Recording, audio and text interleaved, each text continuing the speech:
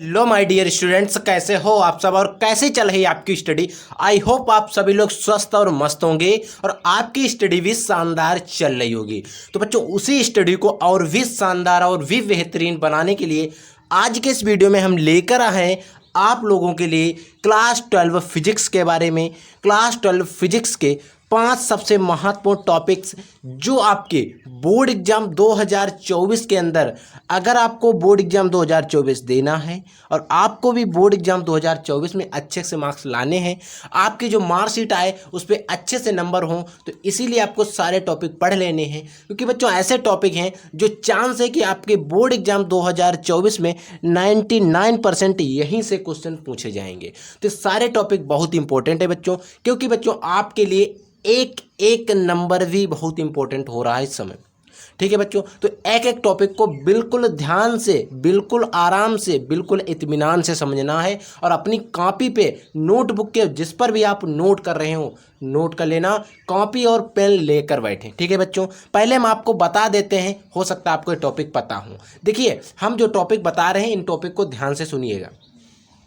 पहला टॉपिक हमारा डिस्कस करेंगे कि हम वैद्युत द्विध्रुव की अच्छी स्थिति में, निरक्षीय स्थिति में वैद्युत विभव, वैद्युत क्षेत्र की तीव्रता, सारा कुछ निकालते रहे थे। लेकिन हमें यही नहीं पता है कि वैद्युत द्विध्रुव जो हम बार बार पढ़ते आए हैं ये है क्या।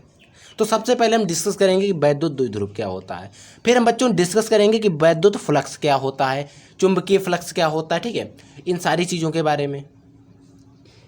फिर बच्चों हम बात करेंगे नमन कोण, वेरी मोस्ट इंपॉर्टेंट, कई बार बोर्ड एग्जाम में आया हुआ है नमन कोण। इसे ही हम नति कोण भी कहते हैं। ठीक है, नमन कोण को ही दूसरा नाम है नति कोण। ठीक है, फिर बच्चों हम डिस्कस करेंगे अनुगमन वेग तथा धारा घनत्व में संबंध क्या क्या, यानी कि अनुगमन वेग हो गया हमारा और वैद्युत धारा घनत्व में क्या संबंध है, इसके बारे में डिस्कस करेंगे हम बच्चों। लास्ट हमारा टॉपिक रहेगा स्वपरिणन गुणांक क्या होता है और इसका मात्रक भी बात करेंगे, क्योंकि मात्रक भी इसका बोर्ड एग्जाम में पूछा जाता है। ठीक है बच्चों, तो एक एक करके 5 टॉपिक जो हैं इनको हम डिस्कस करेंगे और पांचों टॉपिक को आपको नोट कर लेना है और आपको कमेंट सेक्शन में बता देना है कि आपको इससे पहले इसमें से कितने टॉपिक ऐसे हैं जो आपको पता थे। ठीक है, अगर नहीं पता है तो आज से नेक्स्ट वीडियो में अगर हम पूछते हैं तो आपको पता होना चाहिए कि हाँ सर, हमें वो टॉपिक याद हो गए हैं और हमारे वो टॉपिक तैयार हो गए हैं। ठीक है बच्चों, तो आपको टॉपिक अभी तैयार कर लेना है लिखने के तुरंत बाद। ठीक है बच्चों, तो आइए एक एक टॉपिक को हम समझाते हैं और एक एक टॉपिक को पढ़ते हैं। तो देखिए बच्चों, पहला टॉपिक है कि वैद्युत द्विध्रुव क्या होता है। पहले आप इसको समझिए, इसकी डिफिनेशन पढ़िए, फिर मैं आपको समझाता हूँ। देखिए लिखा है, वह वैद्युत निकाय, वह वैद्युत निकाय जिसमें दो बराबर परंतु विपरीत प्रकार के, दो बराबर तो होंगे परंतु विपरीत प्रकार के बिंदु आवेश एक दूसरे से बहुत कम दूरी पर रखे हों तो वैद्युत द्विध्रुव कहलाता है। मान लीजिए वह वैद्युत निकाय जिसमें दो बराबर, यानी कि दो बराबर परंतु विपरीत प्रकार के आवेश, ये दो आवेश हैं, इस पर 5 कूलाम आवेश है मान लीजिए और इस पर भी 5 कूलाम है, यानी कि इन पर आवेश जो है वो बराबर है। ठीक है, ए को एक बिंदु आवेश है। ठीक है, इन पर ये आवेश है। ठीक है, दो बराबर है, क्या है, बराबर है, 5Q 5Q। ठीक है, परंतु विपरीत प्रकार के, एक जो होगा प्लस Q आवेश होगा, एक माइनस Q, यानी कि इसके चिन्ह विपरीत है। ठीक है, फिर एक कंडीशन होनी चाहिए, एक दूसरे से बहुत कम दूरी पर, ये जो दूरी है बच्चों इसकी यहाँ से यहाँ तक, ये बहुत कम होनी चाहिए। कितनी बच्चों, बहुत कम होनी चाहिए। बहुत कम दूरी पर रखें तो वैद्युत द्विध्रुव कहलाता है। चाहे तो आप इस चित्र को भी बना लेंगे, वैद्युत द्विध्रुव का ही है। ठीक है बच्चों, समझ में आ गया।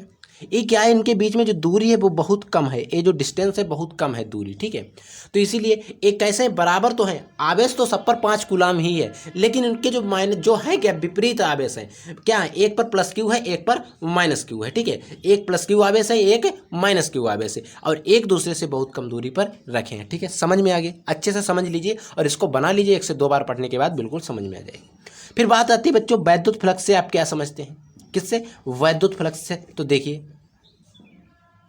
सॉरी, चुंबकीय फ्लक्स से बच्चों, चुंबकीय फ्लक्स, वैद्युत फ्लक्स से अलग बात होती है।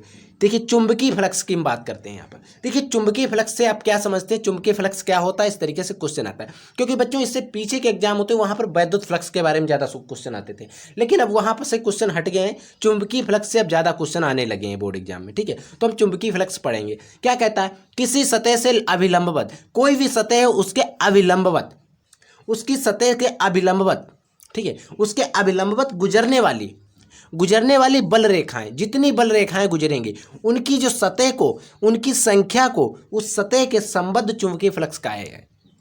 फिर समझिए, यदि कोई सतह है उसकी सतह के अभिलंबवत गुजरने वाली जो भी वैद्युत बल रेखाएं होंगी ना, उन्हें ही, उनका जो सतह होगा उससे सतह से संबंधित जो भी होंगी उन्हें चुंबकीय फ्लक्स कहते हैं। और चुंबकीय फ्लक्सों को हम फाई से प्रदर्शित करते हैं, बात आपको ध्यान रखना है। ठीक है बच्चों, नेक्स्ट देखिए,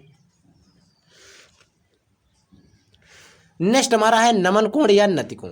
देखिए, नमन कोण या नति कोण को परिभाषित कीजिए, ऐसे क्वेश्चन पूछा जाता है। क्या होता है, देखिए, किसी स्थान पर पृथ्वी की संपूर्ण चुंबकीय क्षेत्र की तीव्रता, यानी कि कोई भी स्थान है जहां पर पृथ्वी की संपूर्ण चुंबकीय क्षेत्र की तीव्रता, यानी कि जो पृथ्वी की चुंबकीय क्षेत्र की तीव्रता है वो संपूर्ण चुंबकीय क्षेत्र की तीव्रता, और चुंबकीय यामोत्तर में स्थित, चुंबकीय यामोत्तर भी मैंने आपको पढ़ाया पिछले लेक्चर में, ठीक है।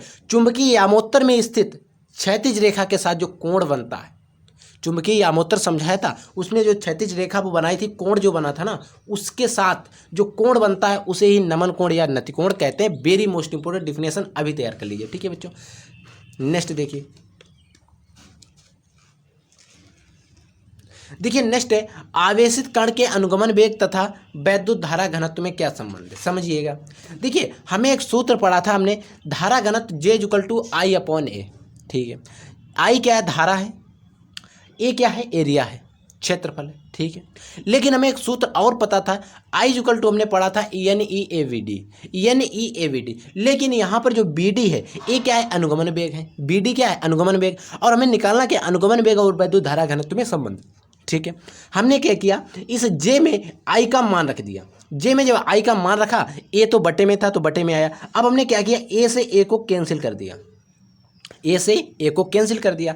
अब J= क्या बचा, J= बचा NEVD। ठीक है, तो यही हमारा जो फाइनली सूत्र आ गया, और यही धारा घनत्व और अनुगमन वेग में संबंध होता है। इस पर न्यूमेरिकल भी आ सकते हैं बोर्ड एग्जाम में। ठीक है बच्चों, तो मैंने आपको न्यूमेरिकल भी पढ़ा दूंगा, आराम से, आपको कोई टेंशन लेने की बात नहीं है।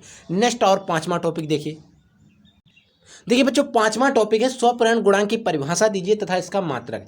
देखिए, स्वपरिणाम गुणांक क्या होता है समझिए। अगर कोई कुंडली है, अगर मान लीजिए कोई कुंडली है, आपने मोटर बनाया था उसमें भी कुंडली लगाई थी, आपने विद्युत जनित्र बनाया था उसमें भी कुंडली, तो वही कुंडली मान लीजिए, वो कुंडली है, उसमें स्वपरिणाम गुणांक में, उसका जो स्वपरिणाम गुणांक होगा ना, उसकी कुंडलियों में जो चुंबकीय फ्लक्स की उसकी कुंडली जो होगी उसमें चुंबकीय फ्लक्स जो होगा, उसमें चुंबकीय फ्लक्स में ग्रंथियों की जो संख्या होगी उसके बराबर होगा। फिर समझिए क्या कहता है, किसी कुंडली का स्वपरिणाम गुणांक, कोई भी कुंडली है उसका जो स्वपरिणाम गुणांक है उसके चुंबकीय फ्लक्स ग्रंथियों की संख्या के बराबर होता है।